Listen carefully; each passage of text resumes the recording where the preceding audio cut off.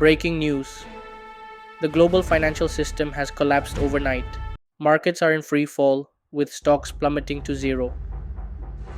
Banks have shut their doors, ATMs are displaying insufficient funds, and digital payments have failed.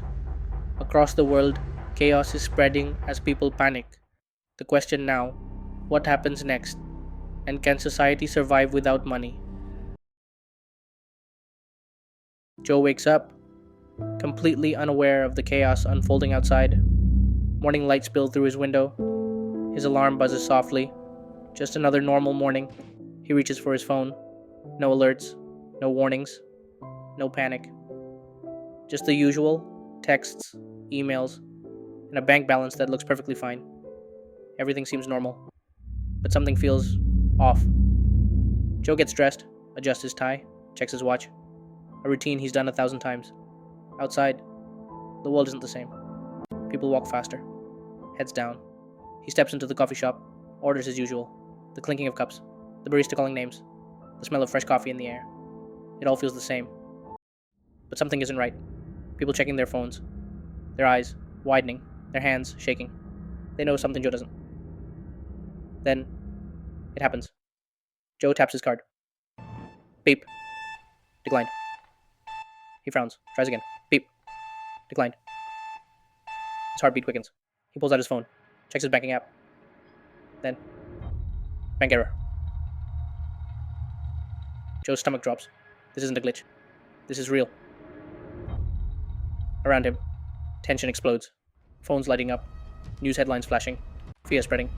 The world is waking up to something Joe never saw coming. And now, what happens next? Joe stands frozen. His mind races. The world around him begins to shift. The neon lights of the city flicker, dim, and vanish. The towering skyscrapers melting away. The digital billboards gone. A warm glow replaces the cold blue of the city. Stone buildings rise where glass towers once stood. The barter system begins.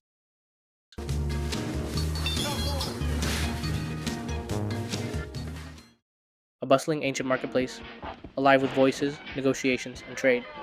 Coins don't exist. Paper money is centuries away. Here, value is measured in goods. A merchant holds out a bundle of wheat, waiting for an offer. A woman eyes it carefully.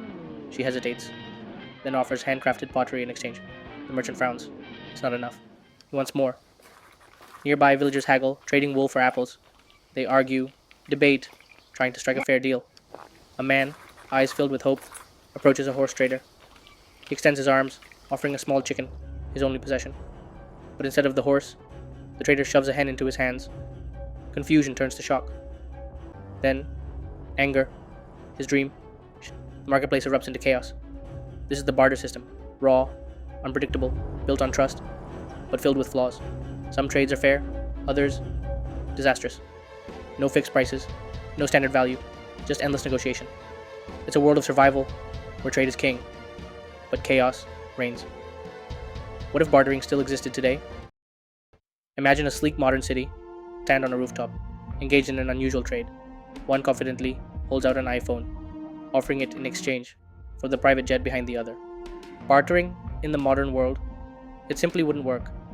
That's why we needed something of equal value, a universal standard, something that finally made trade fair.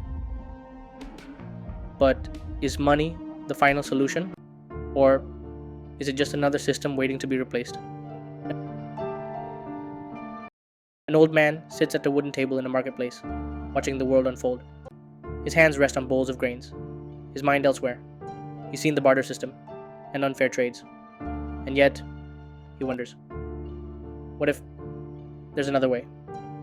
A system we haven't discovered yet, a solution waiting to be found. But for now, we still don't know. Before money, there was barter. People exchanged goods, grains for livestock, cloth for spices. But soon, a problem arose. Barter was inefficient. What if a shepherd didn't need the farmer's wheat? Trade became difficult, and something new was needed, something universal. Then came gold and silver.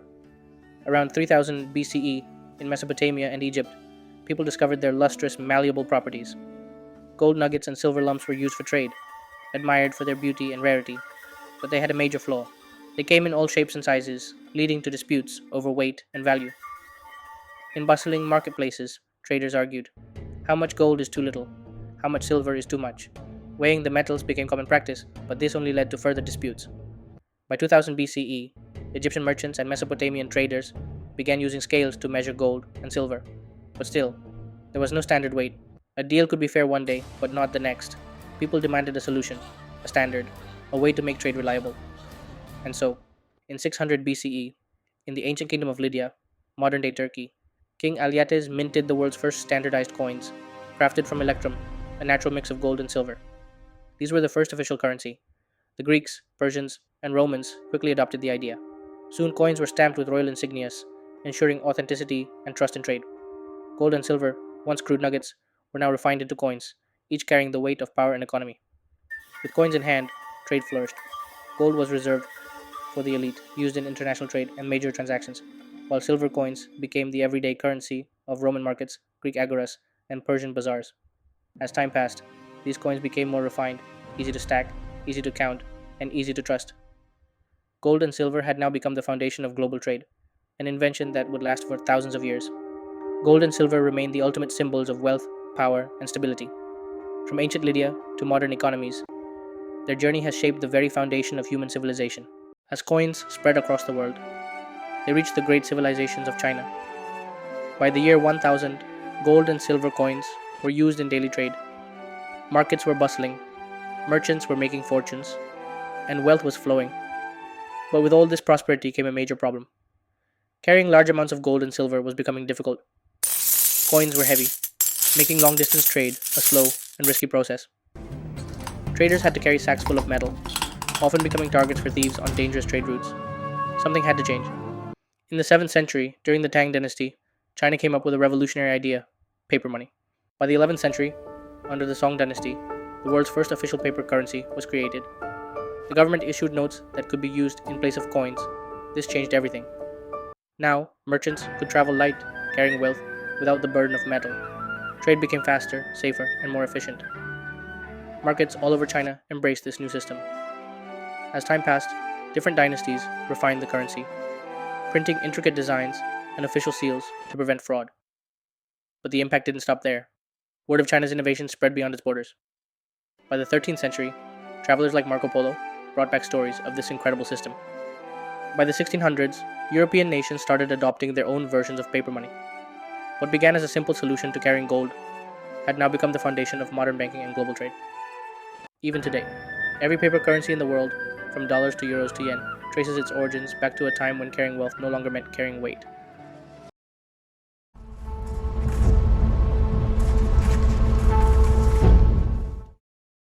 Joe steps into a world unlike anything he's ever seen. Towering skyscrapers glow with digital transactions. Holograms of currency symbols float in the sky, flickering with every trade. This is the future of money, a world where cash is history and everything moves at the speed of light. No more wallets, no more paper bills. Here, transactions happen in an instant. A simple wave of a hand, a retinal scan, and the payment is approved. Artificial intelligence monitors every exchange, ensuring security, speed, and precision. But is this new era truly flawless? Banks, they're no longer buildings, they're digital ecosystems. AI advisors handle loans, investments, and savings, all without human intervention. Decisions are made in milliseconds. Joe watches as robotic tellers assist customers, their glowing interfaces replacing traditional banking forever. But something else is happening. Traditional money is fading. In its place, cryptocurrencies, decentralized finance, and digital assets. Joe watches as traders operate in a virtual space, massive Bitcoin symbols floating around them. Markets are no longer on Wall Street, they exist in a limitless decentralized world, controlled by algorithms and blockchain technology. As Joe looks ahead, he wonders, what comes next? Will money become purely virtual? Will financial power shift to AI? Will nations lose control over currency? The future is uncertain, but one thing is clear: money, as we know it, will never be the same again. We've come a long way from gold and silver to digital assets and AI driven transactions. But what's next? Could money itself disappear? Could our financial system be rewritten? The future of money is unfolding before our eyes. The question is, are we ready for it?